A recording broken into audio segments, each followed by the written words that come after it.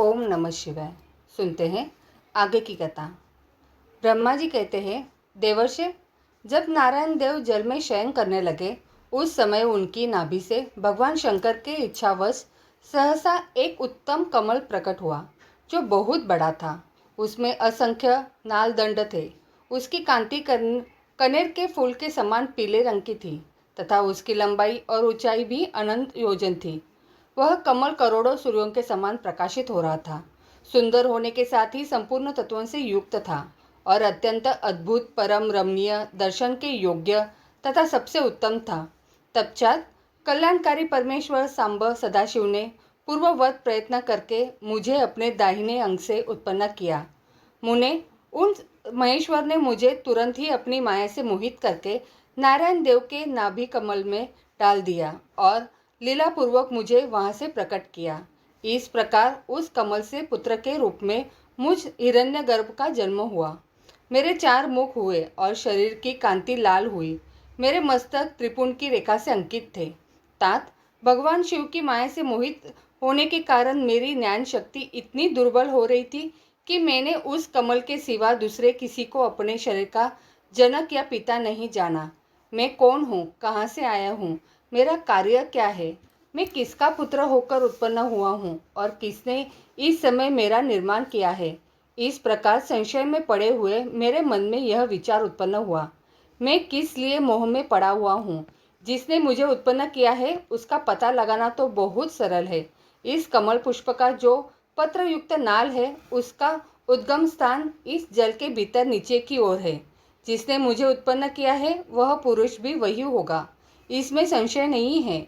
ऐसा निश्चय करके मैंने अपने को कमल से नीचे उतारा। मुने, मैं उस कमल की एक नाल में गया और सैकड़ों वर्षों तक वहां भ्रमण करता रहा, किंतु कहीं भी उस कमल के उद्गम का उत्तम स्थान मुझे नहीं मिला। तब पुनः संशय में पड़कर मैं उस कमल पुष्प पर जाने को उत्सुक हुआ और नाल के मार्ग से उस कमल पर चढ़ने लगा। इस तरह बहुत ऊपर जाने पर भी मैं उस कमल के कोश को न पा सका। उस दशा में मैं और भी मोहित हो उठा।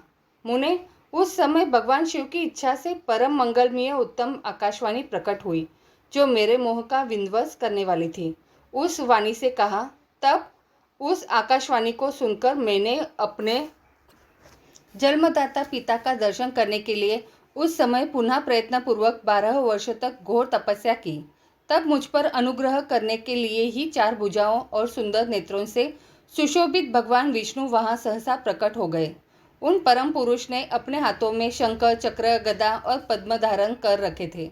उनके सारे अंग सजल जलधर के समान श्याम कांति से सुशोभित थे।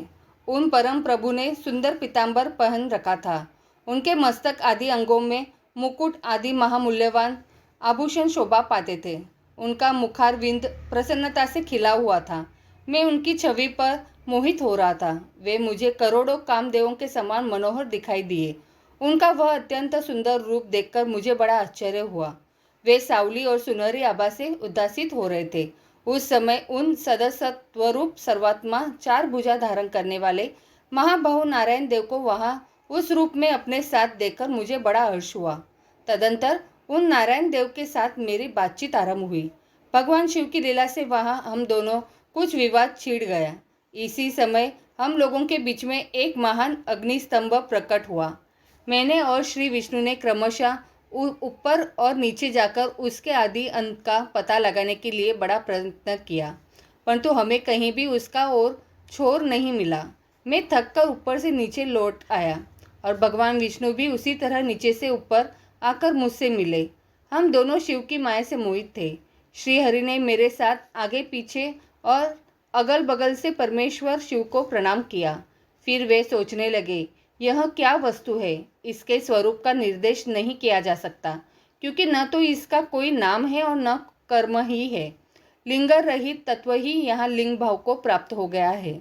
ध्यान मार्ग में भी इसके स्वरूप का कुछ पता नहीं चलता। इसके बाद में अगर और श्री हरि दोनों ने अपने चित्त को स्वस्थ करके उस अग्निस्तंभ को प्रणाम करना आरंभ किया। हम दोनों बोले, महाप्रभु, हम आपके स्वरूप को नहीं जानते। आप जो कोई भी क्यों न हो, आपको हमारा नमस्कार है।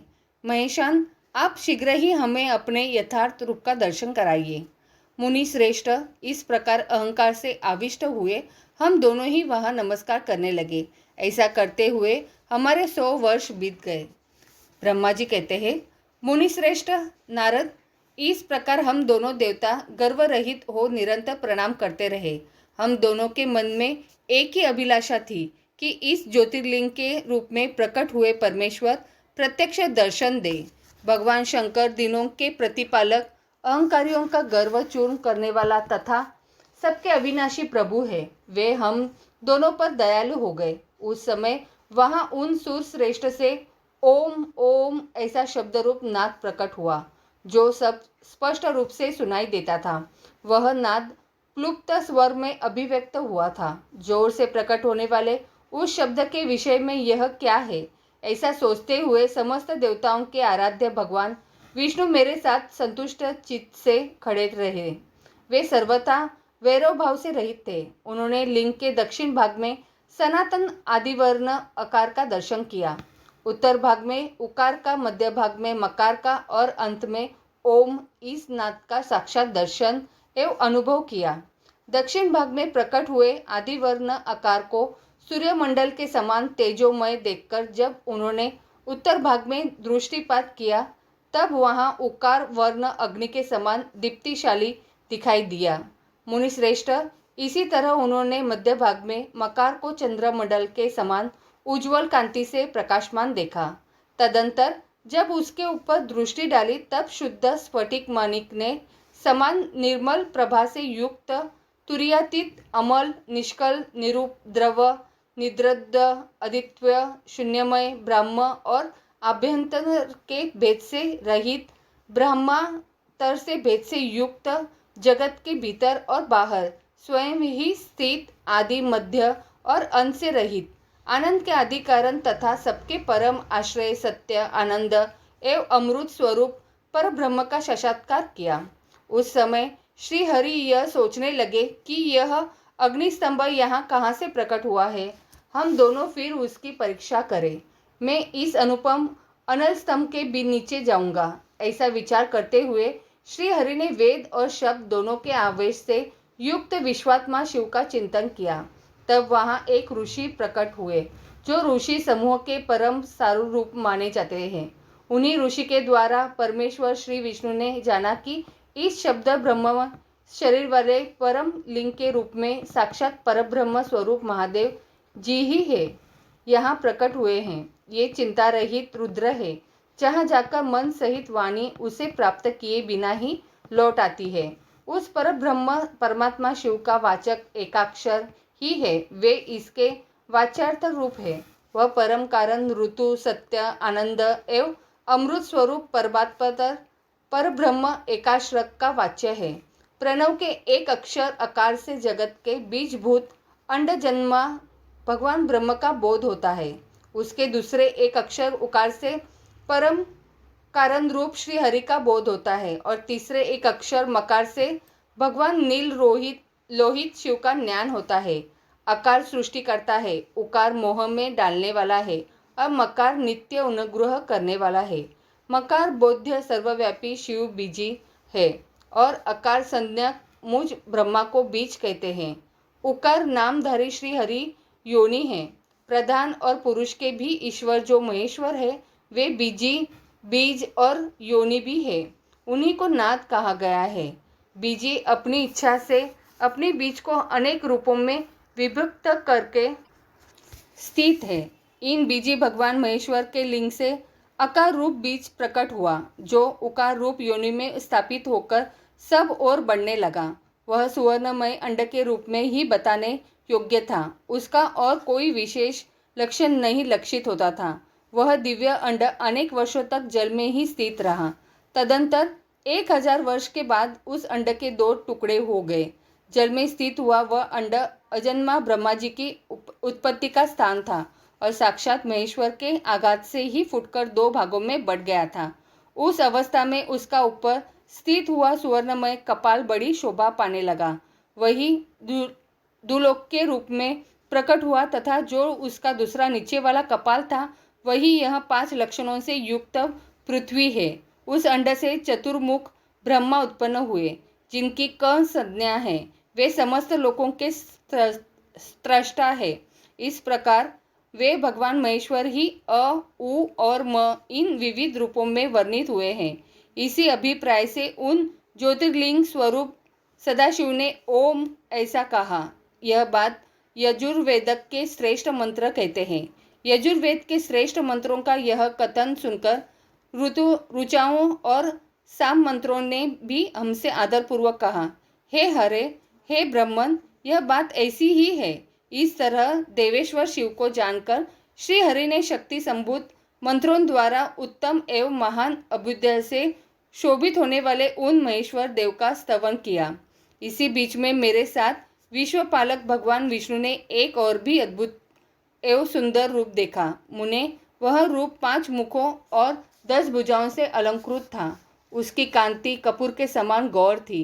वह नाना प्रकार की छटाओं से छविमान और भांति भांति के आभूषणों से विभूषित था। उस परम उद्धार महापराक्रमी और महापुरुष के लक्षणों से संपन्न अत्यंत उत्कृष्ट रूप का दर्शन करके मैं और श्री हरि दोनों कृतार्थ हो गए। तत्पश्चात परमेश्वर भगवान महेश प्रसन्न हो अपने दिव्य शब्द में रूप को प्रकट करके हंसते हुए खड़े हो गए। आकार उनका मस्तक और आकार ललाट है। इकार दाहिना और इकार बाया नेत्र है। उकार को उनका दाहिना और उकार को बाया कान बताया जाता है। रुकार उन परमेश्वर का दाया कपोल है और रुकार बाया ला। लू और लू ये उनकी नासिका के दोनों छिद्र है। एकार उन सर्वव्यापी प्रभु का ऊपरी ओष्ठ है और एकार अधर।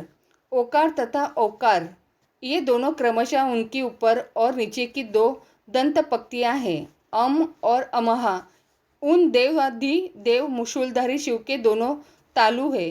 क आदि 5 अक्षर उनके दाहिने 5 हाथ है और च आदि 5 अक्षर बाएं 5 हाथ। ट आदि और त आदि 5 अक्षर उनके पैर है। पकार पेट है। फकार को दाहिना पार्श्वर बताया जाता है और बकार को बाया पार्श्वर। भकार को कंधा कहते हैं। मकार उन योगी महादेव शंभु का हृदय है। यह से लेकर स तक 7 अक्षर सर्वव्यापी शिव के शब्दमय शरीर की 7 धातुएं हैं। हकार उनकी नाभि है और शकार को मेढ़ कहा गया है। इस प्रकार निर्गुण एवं गुण स्वरूप परमात्मा के शब्दमय रूप को भगवती उमा के साथ देखकर मैं और श्री हरि दोनों कृतार्थ हो गए। इस तरह शब्द ब्रह्ममय शरीरधारी महेश्वर शिव का दर्शन पाकर मेरे साथ श्री हरि ने उन्हें प्रणाम किया और पुनः ऊपर की ओर देखा। उस समय उन्हें 5 कलाओं से युक्त ओमकार जनित मंत्र का साक्षात्कार हुआ। तत्पश्चात महादेव जी का ओम तत्वमसि यह महावाक्य दृष्टिगोचर हुआ, जो परम उत्तम मंत्र रूप है तथा शुद्ध स्फटिक के समान निर्मल है। फिर संपूर्ण धर्म और अर्थ का साधक तथा बुद्धि स्वरूप गायत्री नामक दूसरा महान मंत्र लक्षित हुआ, जिससे 24 अक्षर है तथा जो चारों पुरुषार्थ रूपी फल देने वाला है। तत्पश्चात मृत्युंजय मंत्र, फिर पंचाक्षर मंत्र तथा दक्षिणामूर्ति संज्ञक चिंतामणि मंत्र का साक्षात्कार हुआ। इस प्रकार 5 मंत्रों की उपलब्धि करके भगवान श्री हरि उनका जप करने लगे। तदंतर रुक, यजु और साम ये जिनके रूप है, जो ईर्षों के मुकुटमणि, ईशान है जो पूर्वतन पुरुष है, जिनका हृदय अघोर अर्थात सौम्य है, जो हृदय को प्रिय लगने वाले सर्वगुह्य सदाशिव है, जिनके चरण वाम परम सुंदर है, जो महान देवता है और महान सर्पराज को आभूषण के रूप में धारण करते हैं, जिनके सभी और पैर और सभी और नेत्र है, जो मुझ ब्रह्मा के भी अधिपति, कल्याणकारी तथा सृष्टि पालन एवं सहार करने वाले हैं। उन वरदायक संभ शिव का मेरे साथ भगवान विष्णु ने प्रिय वचनों द्वारा संतुष्ट चित्त से स्तवन किया। आगे की कथा अगले अध्याय में। तो बोलो हर हर महादेव।